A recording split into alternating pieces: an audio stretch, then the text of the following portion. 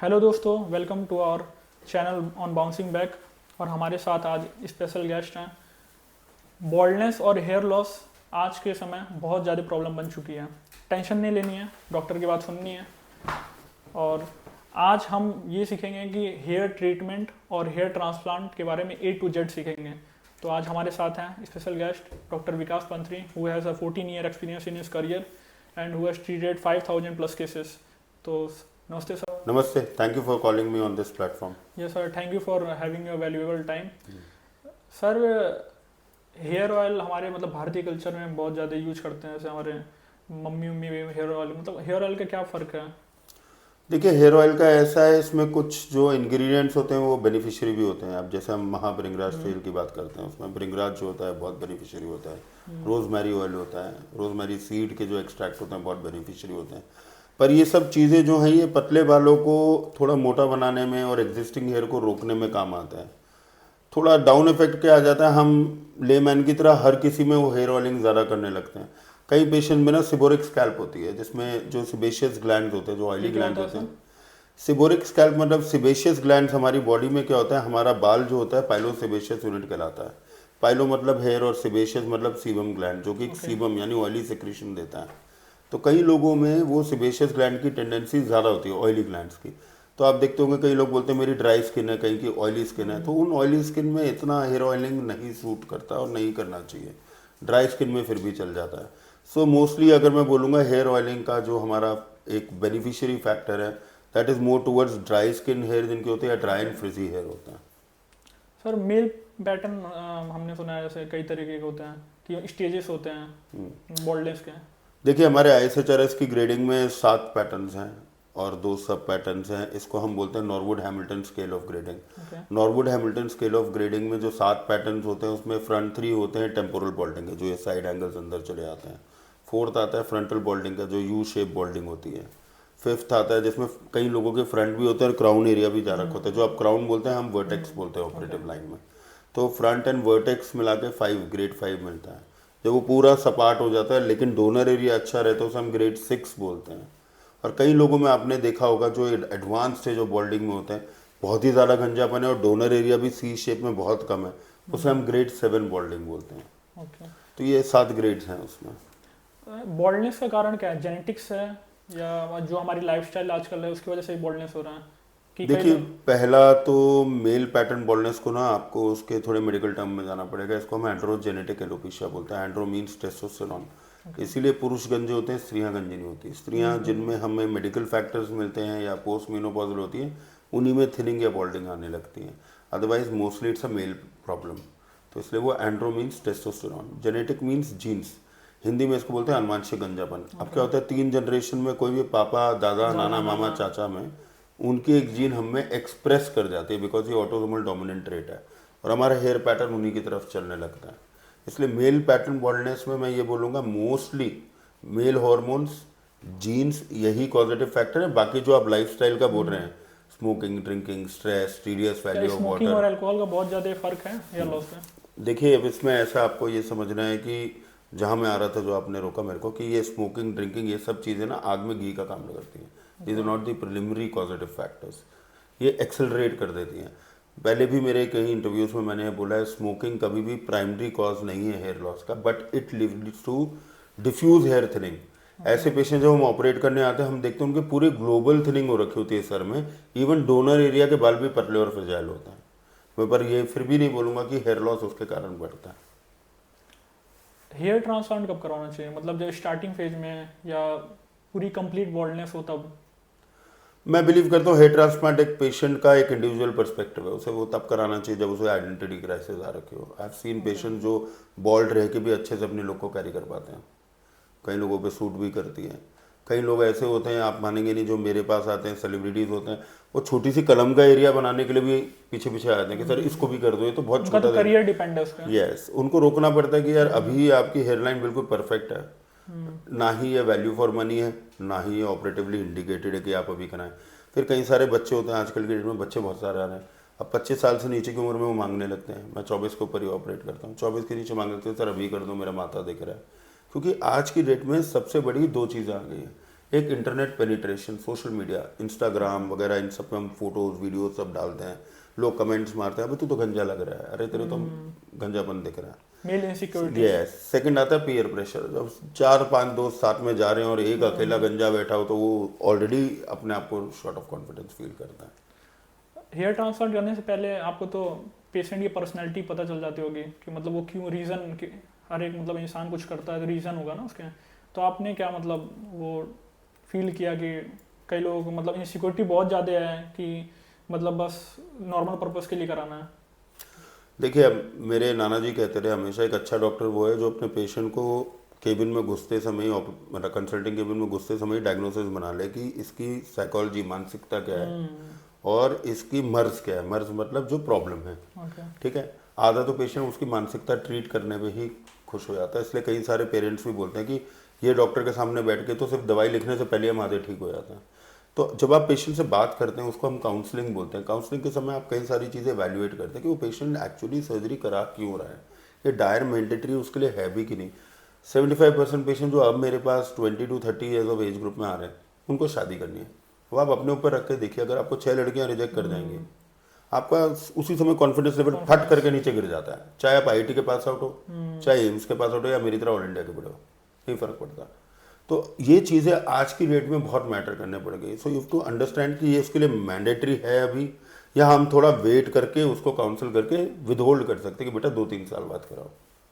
ये सब जितने भी जैसे आप देख रहे हो सोशल मीडिया पे ऐप चल रहे हैं कि गमीज खा लो आप या मिनॉक्सिडिल यूज़ कर लो, मतलब जो पूरा बॉल्डनेस है उससे आपके बाल फिर से वापस आ सकते हैं, या जो अभी जो तेल चल रहा है बहुत ज़्यादा है, तो क्या मतलब इसका फ़र्क पड़ता है कि मतलब हेयर ट्रांसप्लांट ही एक सॉल्यूशन है बॉल्डनेस का? देखिए, मैं हमेशा अपने पेशेंट बोलता हूँ, इंडिया वो जगह है जहाँ पे एल्यूमिनियम की फॉइल में मिट्टी को भी रोल करके बेच दो ना कि पेट का दर्द ठीक होता है। 10 में से 2 लोग तो खरीद ही लेंगे। एक्चुअली में हमारी जो सोशल मीडिया पेनिट्रेशन इतनी ज़्यादा हो गई है, एंड हम लोग क्या करते हैं, हम सबसे पहले किसी भी वीडियो में देखते हैं नीचे लाइक्स कितने हैं, कमेंट उसके व्यूज़ कितने हैं, कमेंट्स पॉजिटिव कितने हैं कि नहीं। हम ये नहीं देखते कमेंट्स उन्हीं वीडियो वालों ने डलवाए हैं कि नहीं, एंड हम उस भेड़ चाल में घुस जाते हैं। वो भेड़ चाल में जाने से पहले हमें खुद ही साइंटिफिक फैक्ट्स ना प्रॉपरली चेक करने चाहिए विद अवर डॉक्टर्स और on proper medical sites like PubMed हो गई, हमारी जो nibh.gov.uv.in है, जो हमारी मेडिकल वेबसाइट है इंडिया गवर्नमेंट की, उन सब में हमें जाके पहले देखना चाहिए एक्चुअल में ऐसा होता भी है कि नहीं। क्योंकि मेरे हिसाब से, जहाँ तक मेरी 24 साल की मेडिकल नॉलेज है, कभी भी एक टिश्यू जब चला जाता है वो वापस नहीं आता है, नहीं आता है। आपके बाल कभी मल्टीप्लाई हो ही नहीं सकते, अब वो चाहे तेल हो, चाहे गमी बियर हो, चाहे कोई टैबलेट हो, कोई नुस्खा हो। हेयर ट्रांसप्लांट ही सॉल्यूशन है? देखिए, हेयर ट्रांसप्लांट ही सोल्यूशन है, बट हेयर ट्रांसप्लांट में भी पेशेंटों को ये समझना है कि हेयर ट्रांसप्लांट भी कोई मल्टीप्लाई तो कर नहीं रहा। हेयर ट्रांसप्लांट को अगर हम देखें तो एक बैंक से लेकर दूसरे बैंक में फंड ट्रांसफर कर रहे हैं। हमारा डोनर एरिया परमानेंट है, उसमें तो कुछ बाल उधार ले रहे हैं और आगे लगा रहे हैं। तो पेशेंटों को यहाँ एजुकेट होना पड़ेगा। It is not multiplying the volume, जिसके पीछे वो पड़े रहते हैं मेरा वॉल्यूम बढ़ जाए, वॉल्यूम बढ़ जाए। It is just replacing the hair from the back of your head, putting them in the front. और सबसे बड़ा इसका गोल ये है कि जब आप टॉप व्यू में जाएं तो सारी सिमेट्री सेम दिखनी चाहिए, सारे बाल एक जैसे दिखने। कई लोग यहाँ तक लगवा लेते बिना सिमेट्री के, मतलब अपने बहुत सारे क्लिनिक्स हैं, अब let me not go into that, and बहुत सारे लोग हैं जो प्रेशर डालते हैं कि मेरे को मेरी तरह हेयरलाइन चाहिए। मेरे पे भी काफ़ी सारे लोग आते हैं विराट कोहली की फ़ोटो लेके, कोई रणवीर सिंह की फ़ोटो लेके आते हैं, मेरे को तो ऐसे ही बाल चाहिए, मेरे को CSI चाहिए। तो उनके मैं हाथ जोड़ देता हूँ।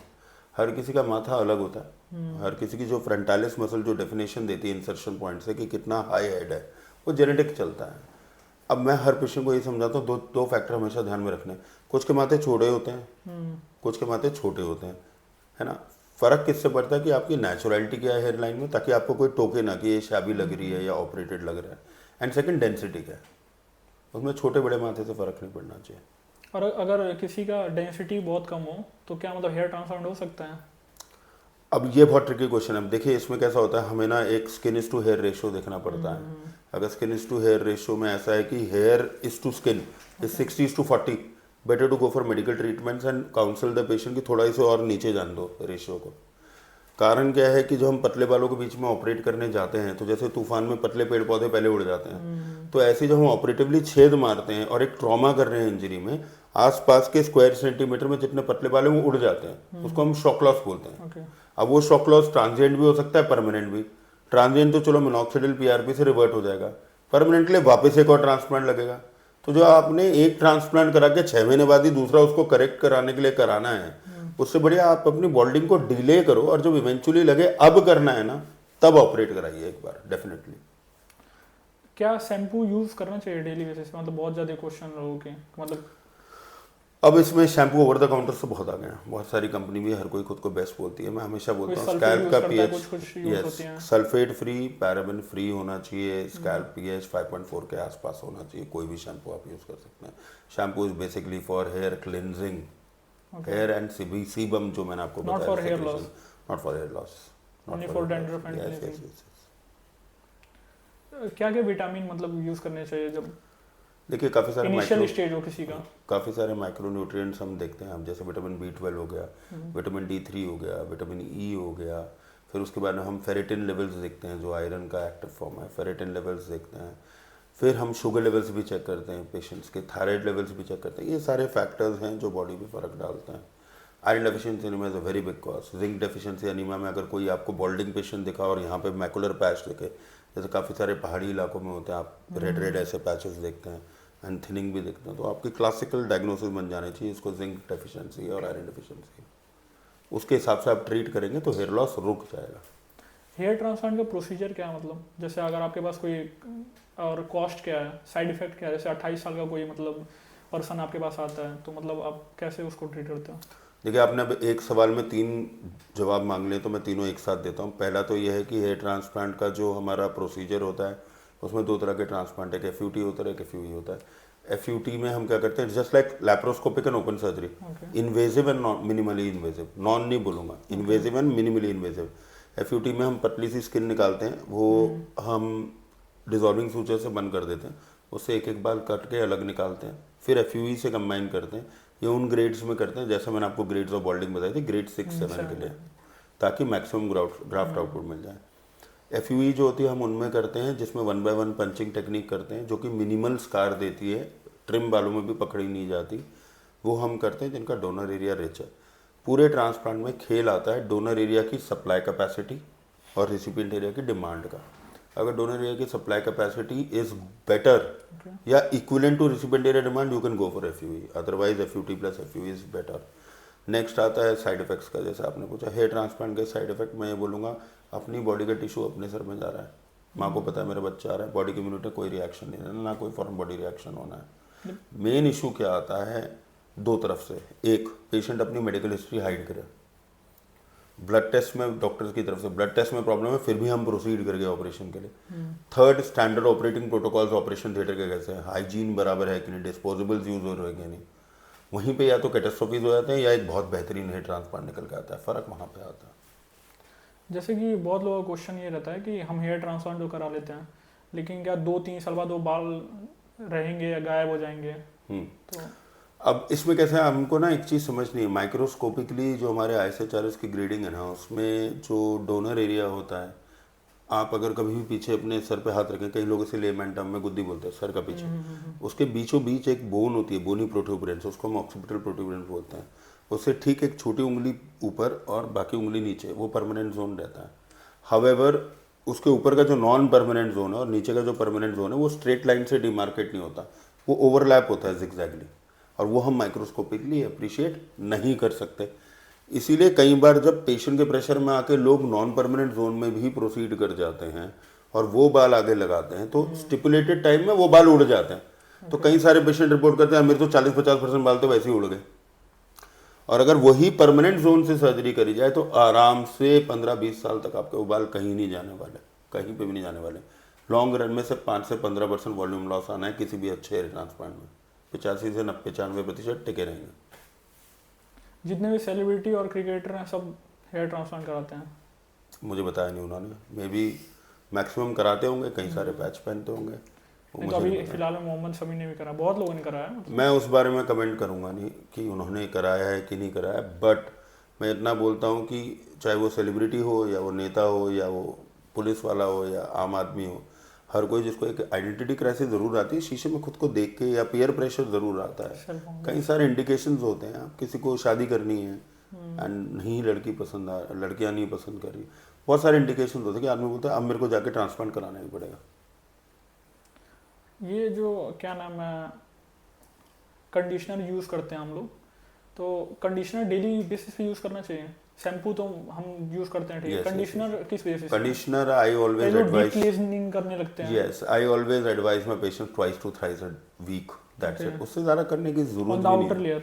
कई लोग ना बहुत ओवर ऑब्सेस्ड हो जाते हैं अपने बालों से ना, कि मेरा सीबम ज़्यादा, अब जब सीबम ज़्यादा बन रहा है, आप ऑयली और डस्टी एरिया में हो, ऑयली स्कैल्प पे और डस्टी एरिया में काम करो तो इट्स ओके, आप क्लींजर काफ़ी यूज़ करो। अदरवाइज जो चीज़ की ज़रूरत ही नहीं है वो तो बस हम इसलिए कर रहे हैं कि अपने मन को शांति दे रहे हैं कि हाँ भाई मैं अपने बालों को पूरी पोषकता दे रहा हूँ। एक्चुअल में we are just cleaning our scalp, हम हेयर लॉस के लिए कुछ नहीं कर रहे हैं उसमें। टॉपिक पे आते हैं कि हेयर ट्रांसप्लांट। तो हेयर ट्रांसप्लांट कितने टाइप के होते हैं और उसकी प्रोसीजर क्या है, तो सर बताना चाहेंगे? टाइप तो मैंने आपको बता ही दिया था सारा, कि एफयूटी और एफयूई जो इन्वेजिव और मिनिमली इन्वेजिव होता है। प्रोसीजर में ये होता है कि इसमें 3 स्टेप आते हैं। पहला आता है एक्सट्रैक्शन, जब हम बाल निकालते हैं। फिर आता है स्लिटिंग, जब आपके डॉक्टर खुद छेद बनाते हैं, बाल की एंगल डेंसिटी डायरेक्शन में आएंगे, वो उसी पे डिपेंड करता है, नेचुरलिटी पैटर्न भी उसी पे डिपेंड करता है। उसके बाद इम्प्लांटिंग आता है। अब उसमें बहुत सारे फ़र्क आते हैं कि 2 फोर्सेप इम्प्लांटिंग है, सिंगल फोर्सेप इम्प्लांटिंग है, इम्प्लांटर पेन वाली टेक्निक्स हैं।